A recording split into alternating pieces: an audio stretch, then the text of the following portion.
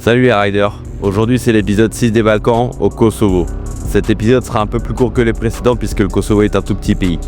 Nous sommes toujours au 6e jour de notre aventure et on a déjà fait plus de la moitié de la trace totale, mais il nous reste encore pas mal de surprises à découvrir. On vient juste de passer la frontière avec le Monténégro et on se retrouve dans un espace un peu particulier, dans le sens où les deux pays ne peuvent pas se blairer, l'un faisant partie de l'Europe et l'autre non. Il y a donc une route de 5 km entre les deux frontières, sorte de no man's land où s'applique on ne sait quelle règle. On devra quand même s'acquitter à la frontière d'une taxe de 15 € individuelle pour pouvoir rentrer au Kosovo, et c'est aussi le même manège dans l'autre sens. À peine le deuxième côté de la frontière passé, la trace monte direct dans la montagne pour passer sur l'autre versant. Mais d'abord, va falloir monter. Il a beaucoup plu récemment et ça ne facilite pas la tâche, sachant qu'il est 17 h, donc ça fait déjà 8 heures qu'on roule depuis le Monténégro. Encore un peu de patience et d'attention et la journée devrait toucher à sa fin.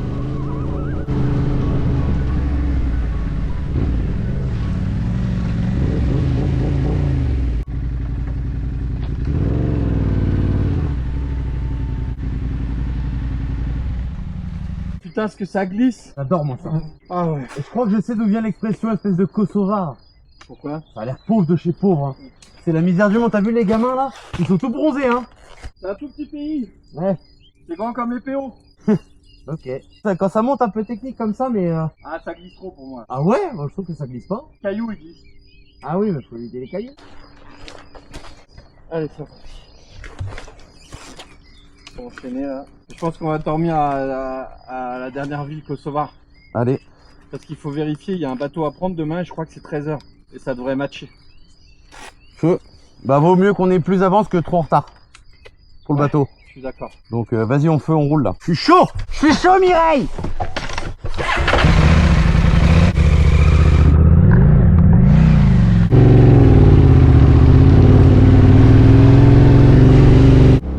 On sortira vite de cette végétation dense et humide pour se retrouver sur une route toute neuve qui s'apparente à un vrai billard.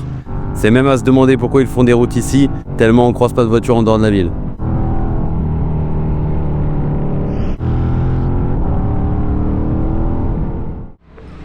Depression is so marked that the person may wish to and does sometimes commit suicide.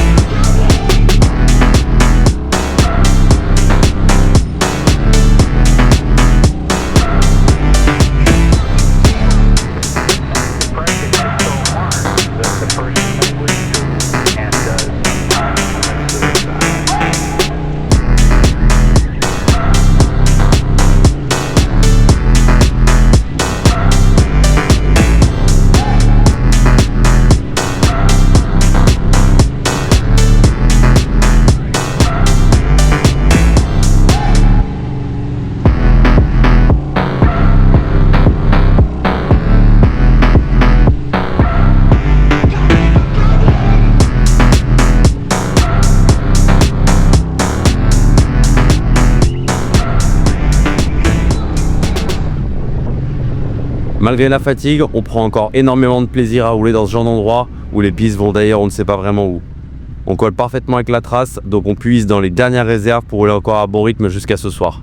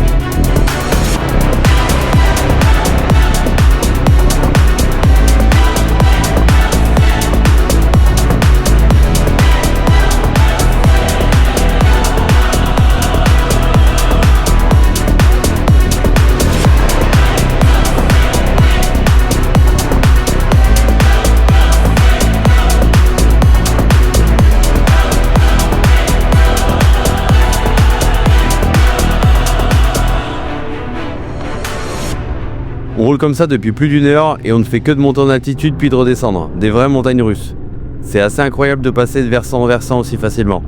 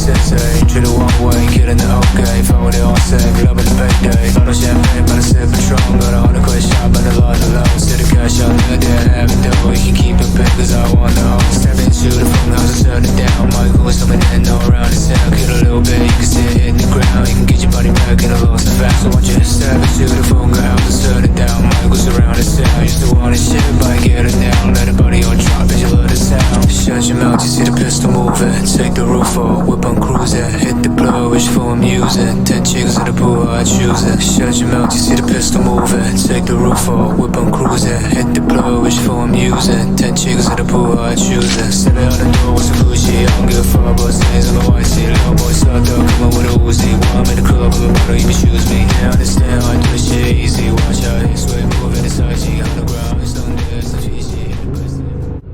On restera un petit moment coincé derrière ce pick-up, mais c'est la preuve qu'il y a quand même des âmes qui vivent ici.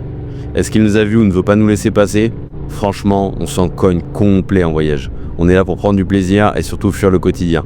On n'est pas sur le périph', donc on attendra patiemment que le gaz s'écarte et on mettra plein gaz juste après.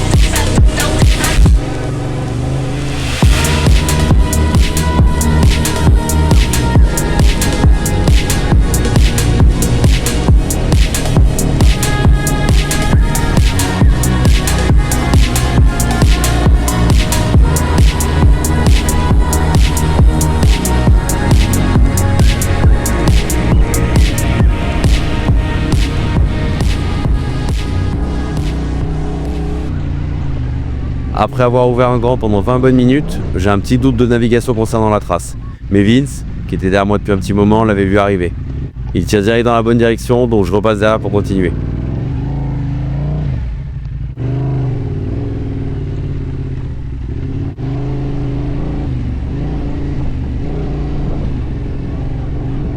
Il passera devant des chalets de ouf avec des drapeaux tour à tour américains, allemands et suisses.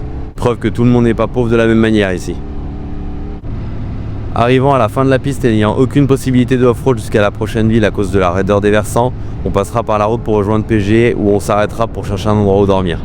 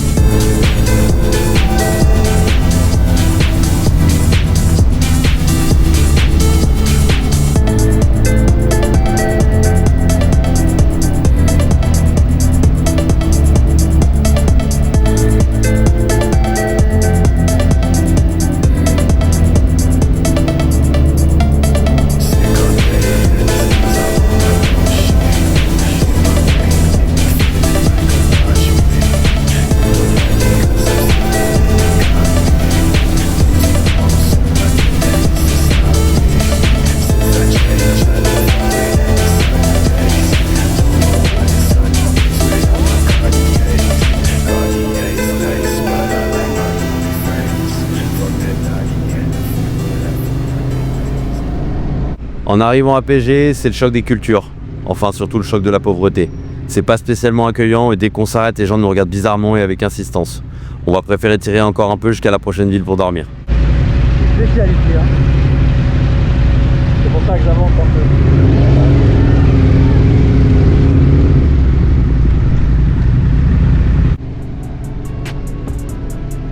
C'est la fin de cet épisode un peu plus court que les autres, mais c'est surtout la fin du 6e jour avec 400 bornes au compteur depuis le Monténégro. Merci d'avoir regardé cette vidéo, j'espère qu'elle t'aura plu et que tu auras envie d'aller voir là-bas ce qu'il s'y passe. N'oublie pas de t'abonner pour soutenir mon travail et de me suivre sur les réseaux. Dans le prochain épisode, on ira jouer en Albanie, pays qui nous réservera son lot de surprises, mais je t'en dis pas plus pour le moment. A très vite les riders, faites attention à vous sur la route comme sur les pistes.